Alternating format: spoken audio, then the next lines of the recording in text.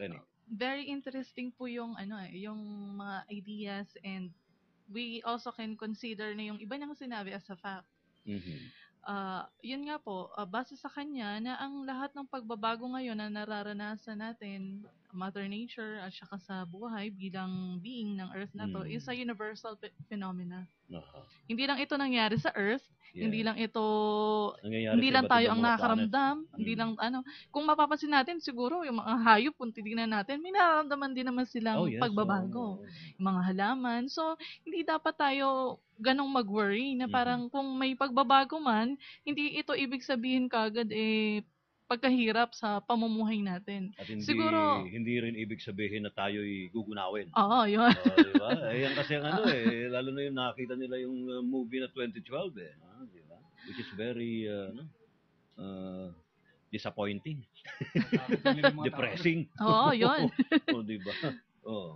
Kaya siguro sir, ang parang pinaka-message din nito yung time din siguro na may dapat tayong baguhin sa atin. Sa pamumuhay natin. Kung nagbabago ang mundo, nagkakaroon nga ng pagbabago sa kalawakan, siguro dito mismo sa atin, umpisahan natin sa buhay natin. Kung ano yung dapat din nating baguhin. Sa sarili natin. Yes. Alright. Maraming salamat, Lenny. Parinik, meron ka ba reaction? Wala. Actually, mga sinabi niya, marami na nagsabi niya. Oo nga. Well, sa totoo lang, yes. Kaya lang, parang kinonfirm lang niya. Kumbaga sa naipon niya Yes. Naipon niya, sinabi ni ganito, ni ganoon, kasi yung wavelength na tinatawag, pumapasok yan dumarating yan sa mga tao. Pagsagap niya, hindi niya, minsan unconscious siya o unknowingly, nasasabi niya yun Kaya lahat tayo teacher. Oh, yes. I believe so. We learn what we are about to teach. Yes. We learn and we teach. We teach what we are about to learn. Vice versa. Yan ang gusto ko sa'yo, parang kaya paglaki ko, gagayahin kita. Malaki ka na Ging, anything about itong ating discussion ngayon?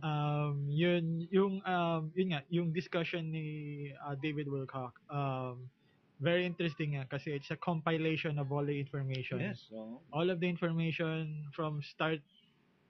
Kulang pa nga yun Actually, yung pinakita ko, part lang ng isang oras niyang discussion. Actually, that's 20 minutes lang yun Correct. Yun nga sir. And then yung discussion niya about the facts with the pyramids. Yun nga, actually pyramids nagkalat yan all over the world. They are in place. Yeah, they are in place even in I think he already included yung there is also a pyramid underneath Japan. Yes. Yan, and then marami pa lumilito ng mga pyramids. Right. I think sabi nga mayroong itong purpose. Some say ito'y may Stargate, diba? For human ascension. Ika nga. Not just only yung pyramid, pero how about for yung yung Easter Island. Yung mga faces. Yes. Marami pang marami pa. All right, Chad, anything in your mind? Nag-research si Dave, anong pangalan David Wilcock. Kasi yung tungkol kay Nikola Tesla. Oh, yeah. Kasi meron ako nabasa na sinasabi nilang si Nikola Tesla hindi siya isang yung talagang tao na isang alien. Parang traveler lang siya. Nordic. From the future. Dahil sa dami sir ng mga na-invento niya, lalo na yung na radio waves. Tapos sir yung participation niya pati sa sa Philadelphia experiment, yung barko na ginagawa nila, gusto nila maging invisible. Yes. Naging invisible yon pero panandalian lang. Umabot nung unang attempt nila, umabot ng 4 seconds, tapos hanggang naging 40 seconds ganyan.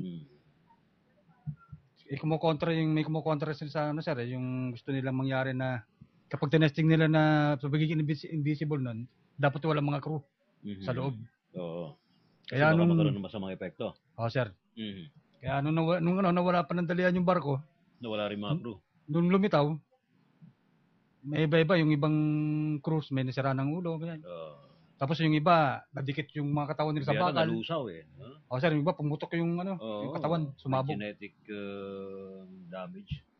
Tapos sir, after a week na umalis si Tesla ron, sa project na yun, namatay siya sa isang hotel. Hindi nila alam kung ano yung kinamatay niya. Alright. Okay. From other members natin dito. Emerson, ano doon ang sa tingin mo naging mas klaro ang dating sa'yo? Regarding po naman doon sa studies, syempre, madami po yung mga studies na pinaliwanag niya, more elaborate. Then, syempre, madami pang pagbabago sa mundo, pero hindi magiging constant or magiging effect is, yun nga, 2012 na sinasabi natin na guna daw ang mundo. Syempre, parang we need to combine in different studies para makita natin kung ano yung dapat outcome at saka kung ano dapat response natin sa mga ganang studies. Do you have any information na yung mga elementals ba are worried dito sa 2012? Kasi lahat po naman kasi nakakaramdam. Yun nga, gaya sabi ni ma'am, even plants, even animals, may emotions. May emotions din, lahat. Pati insekto. Yes. Kasi tulad nga po, elementals and yung nga entities, sila yung nagbabantay sa mundo or sa nature. Kaya alam din nila kung ano mangyayari, kung anong effect ba nito sa atin. Ganun po. Si Ange, anything? Wala, nag-iisip si Ange, ano sasabihin eh. Galing na hulaan. Hindi daw maintindihan English. Ikaw, sa sarili mo, how do you feel it? Ano sa tingin mo ang 2012? Para sa akin po, lagi naman po kasi may pagbabago. So, patuloy lang po yung pagbabagong mangyayari. So, pabilis lang ng pabilis. Ang changes lang ang constant. Permanent. Nabasa ko na sa isip mo eh. Si Daryl. Daryl. Any reaction? Idea mo about 2012? Do you see it as a damaging year or a cataclysmic year or what? Pakilapit sa Mike. Baka may hiya. Nabubulol po ako sa. Okay lang. May mga sa Sambal ang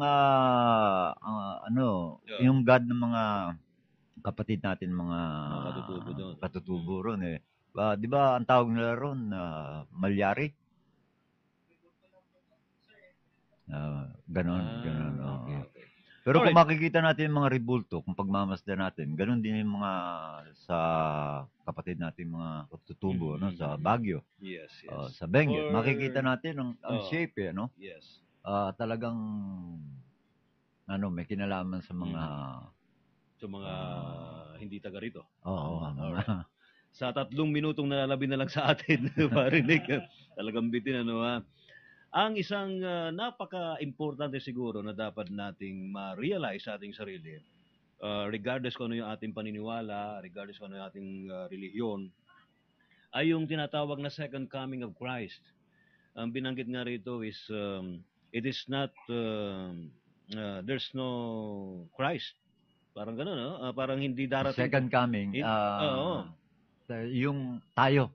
Oo. Sa ating sarili, within ourselves, dapat na magising yung Christ consciousness na tinatawag.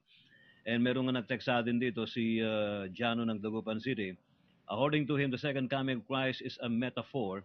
It actually means the awakening of Christ consciousness within each human being. Which is true, dapat siguro pagkukulan natin ng pansin. Yung paliwanag niya, alright, another reaction from Pohas of Pasay. Yung paliwanag niya, ordinary lang sa highly enlightenment. Alright, another reaction, 2012 will be the beginning of the quantum leap in next step of the evolution of mankind. From Francis. May napapansin ako dito sa nagte-text na to eh. Lalang. Nag-aalias lang.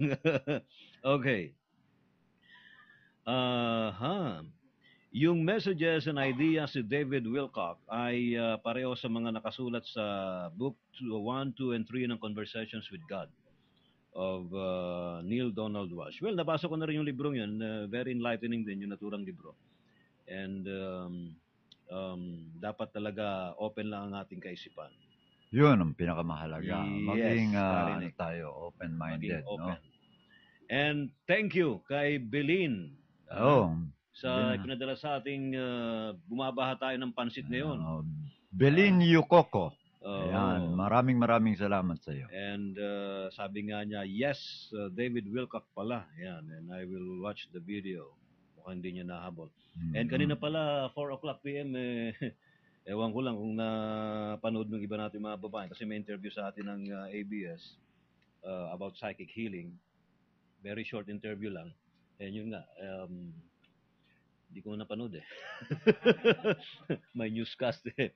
Alright, so wala na tayong oras, parinig. Bitin tayo, but maybe next Saturday ay tutuloy natin ng ganito mga discussion. I think it's about time na bigyan naman natin ng mga mas positibong ideas ng ating mga kababayan about this 2012 para mawala sa ating isipan na this coming 2012 is the judgment year or whatever. Yun ang kinakailangan maging klaro. Hindi ho katapusan ng mundo. Maliwanag ho yun. Hindi katapusan ng mundo. Yes, but in the meantime, gumawa po tayo ng paraan to share our energies, our love, our effort, sa lahat-lahat to be more positive.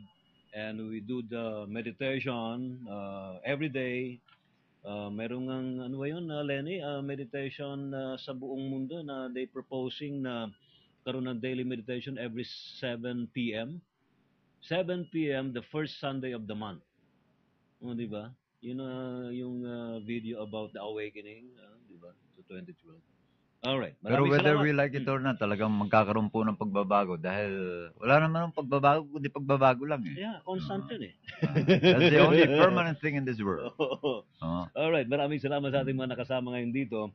Si Tolkien, maraming salamat sa iyo. Oo. And lagi ka nandyan. Yeah, maraming salamat din si Ray. Biruin mo yung kanyang nickname sa Pulis Pangkalawakan. Ganun ba? Alright. Si Chad. Thank you, Chad. Maraming salamat rin, Sir Ray, tsaka Sir Nick.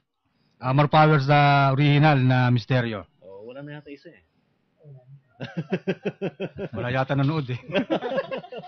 Alright, Lenny.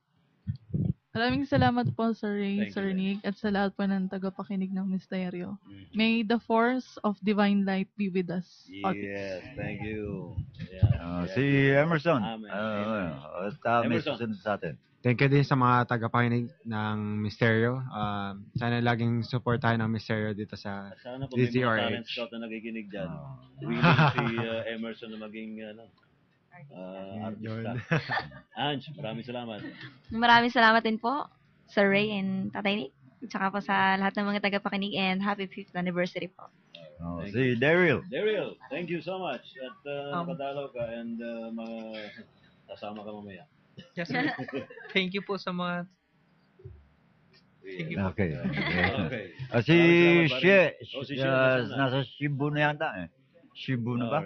At saka si Brother Emil. Anyway, meron din ako babatiin. Inabot sa akin ng Brother Emil.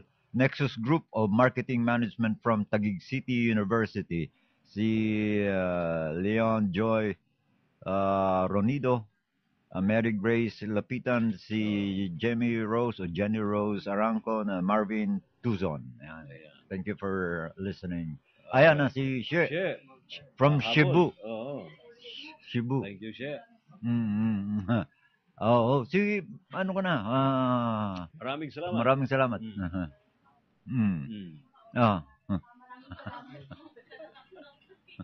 Misteryo. Tapos happy anniversary. Thank you so much. Ayan, si Brother Emil.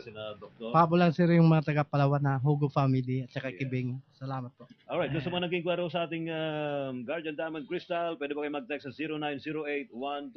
0908-12-17808. 0908-1217-808 and the other number is 0917, mabilis 907-6847. Maraming salamat po hanggang sa muli. Thank you so much. Magandang gabi po sa atin. Antabayaran po ninyo ang susunod na programa. Doctors on Call nila Doc Willie and Doc Liza Ong.